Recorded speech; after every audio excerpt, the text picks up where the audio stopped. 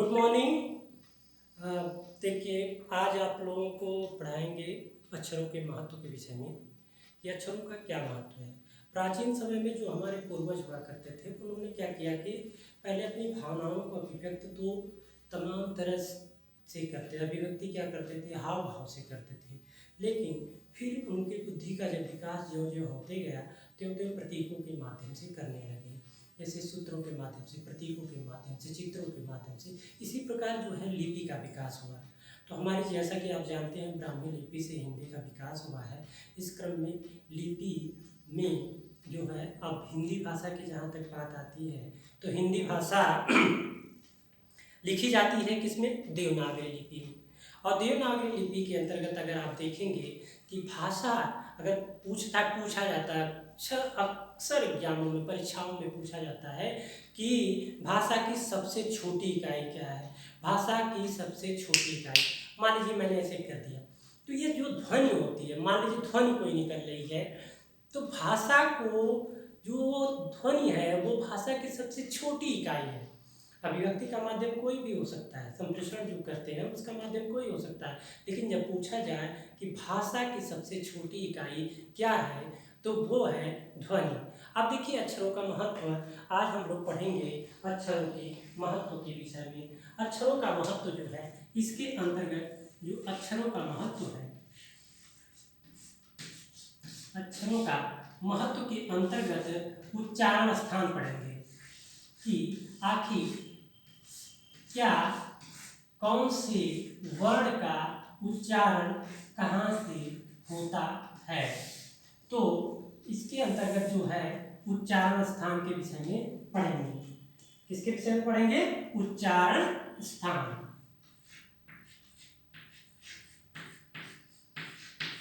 उच्चारण, आखिर क्या जरूरत थी कि हमारे भाषा वैज्ञानिक या व्याकरणचार्य जो थे, वो विद्वानों ने जो स्वर और व्यंजन है, वर्णमाला है, जैसे कि वर्णों के व्यवस्थित समूह को वर्णमाला कहते हैं, ये तो आप लोगों को जानकारी है, लेकिन क्या जरूरत थी इनको व्यवस्थित रखने की? आखिर क्यों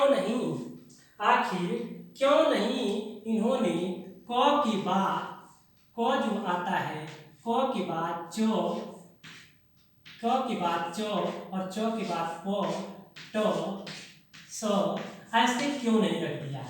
आखिर रख तो सकते थे ऐसे ही, जब वर्णों के समूह को वर्णमाला कहते हैं तो ऐसे क्यों नहीं रख सकते? इसीलिए शब्दों में प्रयोग किया जाता है कि व्यवस्थित समूह को वर्णमाला कहते हैं। आखिर व्यवस्थित तो ये भी है, आप कह सकते हैं कि व्यवस्थित तो यह भी है।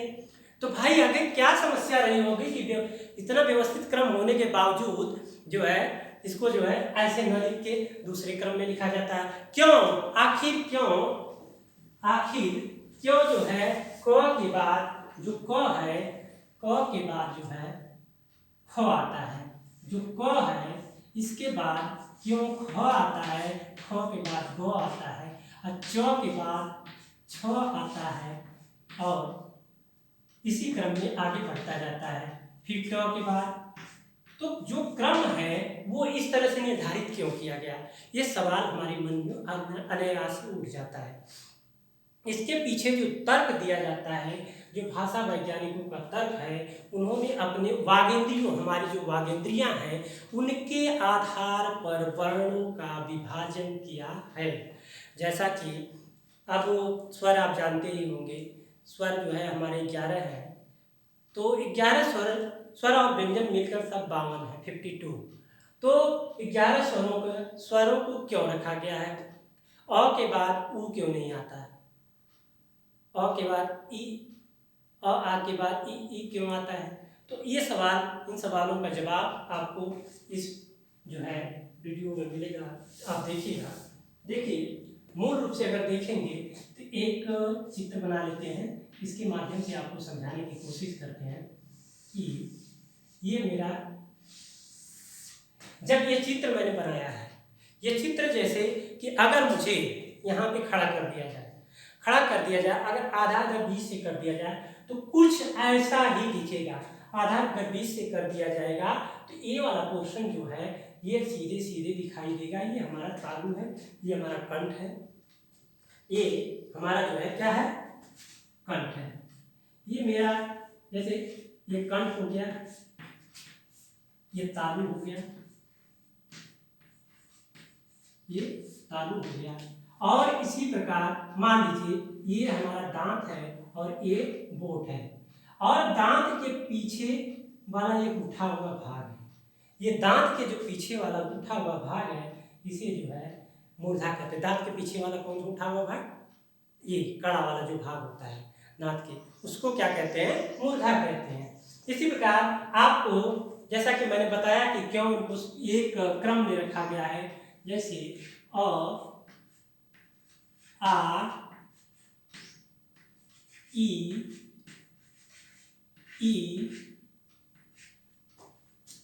उ,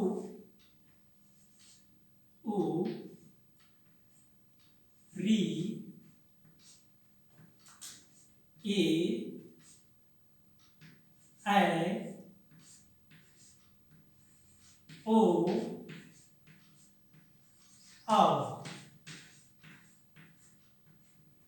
इनको ये जो 11 स्वर हैं इनको क्रम में क्यों रखा गया है, आइए समझते हैं। देखिए अ आ का उच्चारण स्थान, अ और आ का जो उच्चारण स्थान है, अ आ का उच्चारण स्थान कंठ है। क्या है?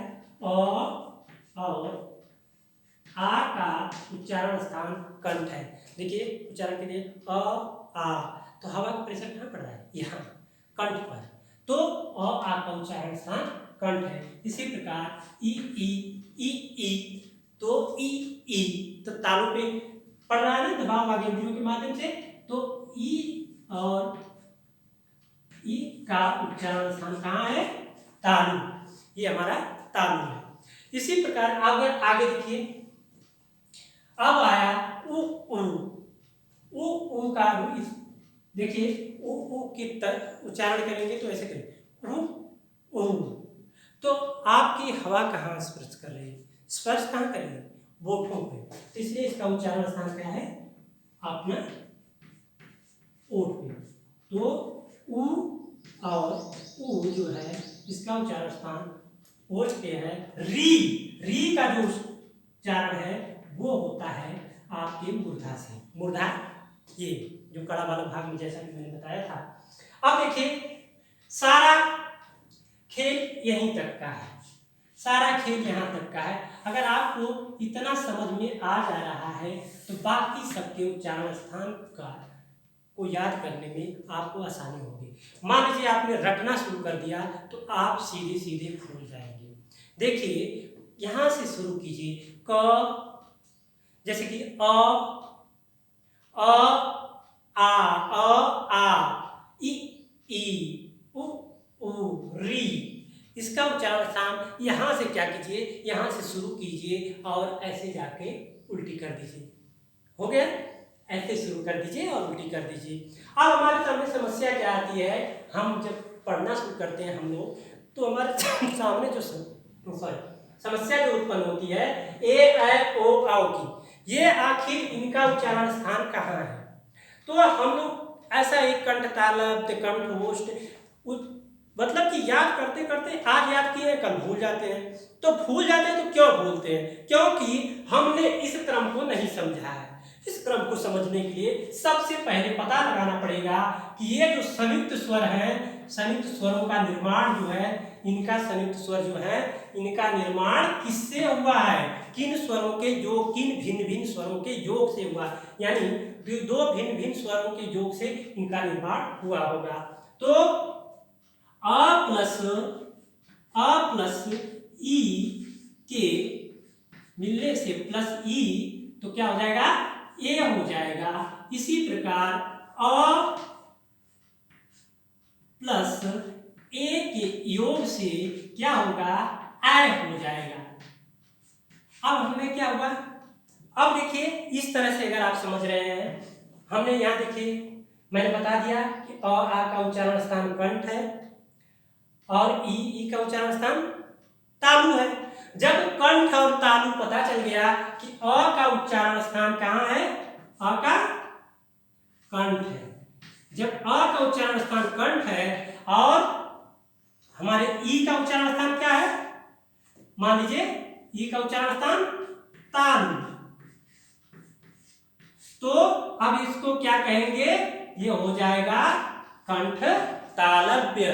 तो इसी को याद करने की कोई जरूरत नहीं पड़ेगी, आप सीधे सीधे इसी क्रम में रख देंगे।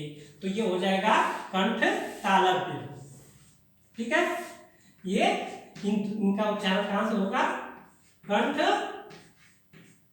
तालव्य।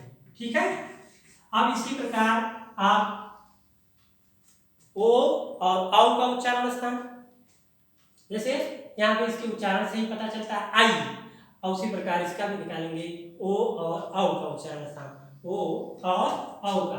तो क्या होगा, अ प्लस